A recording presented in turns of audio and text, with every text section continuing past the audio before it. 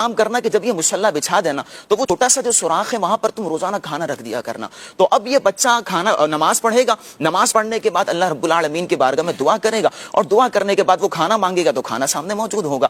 تو اب یہ سلسلہ روزانہ چلتا رہا اور والدہ جو ہے وہ روزانہ وہاں پر کھانا رکھتی رہی.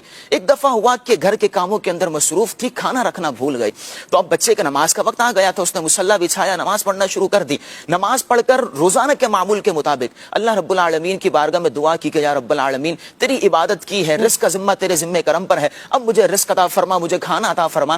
تو اب وہ جو بچے کی اماں تھی, والدہ تھی, وہ رکھنا بھول گئی تھی, لیکن جب بچہ دعا سے فری ہوا تو اس نے دیکھا کہ وہاں پر کھانا موجود ہے. اب والدہ بھاگتی بھاگتی آئی, کہیں ایسا نہ ہو کہ اس کا توکل ٹوٹ جائے, اور کہیں ایسا نہ ہو کہ کہے کہ آج تو میں نے دعا مانگی اور مجھے کھانا نہیں ملا. تو جب والدہ آئی, انہوں نے دیکھا تو وہاں پر کھانا موجود تھا. تو کھانا جب موجود دیکھا تو والدہ نے کہا کہ بچے یہ کھانا کہاں سے آیا؟ تو کہا کہ روزانہ اللہ کی بارگاہ میں حاضر ہوتا ہوں, اسی رب سے مانگتا ہوں جس طرح روزانہ دیتا ہے, آج بھی اسی رب نے دیا ہے.